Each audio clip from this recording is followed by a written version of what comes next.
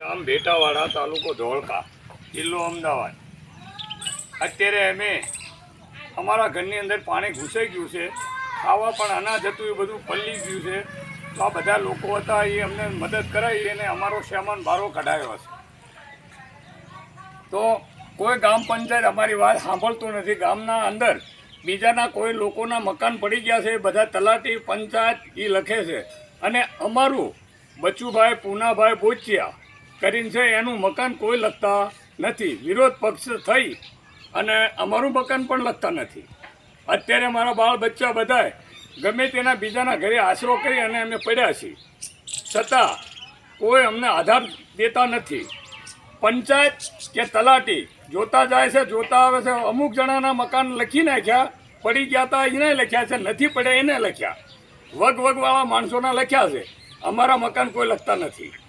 તો અમારા પર વિરોધ પક્ષ રાખી અને સરપંચ, ગ્રામ પંચાયત અને તલાટી આ બધા વિરોધ પક્ષ કરે છે. તો સાહેબોને વિનંતી કરીને કહેવા માંગુ છું હું કે અમારી વિનંતી નહીં સાંભળે તો હું આના પગલાં આગળ લઈશ.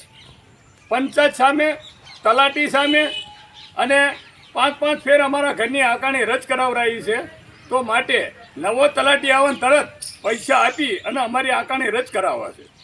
છતાં તલાટી એક વાત કરી રહ્યા છે, મારી પાસે અમદાવાદ, મિર્જાપુર હું 13 વર્ષ કેસ લડી 3 કેસ હું જીતો છું. છતાં મારા ઘરની આકાણી રજ કરે છે, પંચાયત રજ કરે છે, પૈસા ખવારી અને તલાટી મારી આકાણી રદ કરી નાખે. પાણી બહુ આવી ગયું છે. કઈ અત્યારે અમે કોકના આશરે પડ્યા છીએ, છતાં અમારું કોઈ સાંભળતું નથી.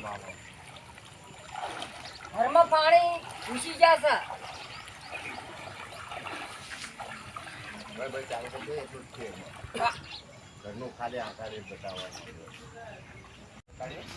તો અમે મોટા સાહેબોને વિનંતી કરીને કહેવી છીએ કે અમને થોડો ઘણો સાથ આપો, કે અથવા તમે ગ્રામ પંચાયતને સંભળાવો, કોઈ તલાટીને સંભળાવો. તો અમારું મકાન સરકાર તરફથી અમને દેવાનું છે, મકાનનું જે મળે એ, અને અમે અમારા બાળ બચ્ચા એ મકાનની અંદર ફરીથી રહેવા માંગવી છીએ. પાછળ પડી ગયું છે.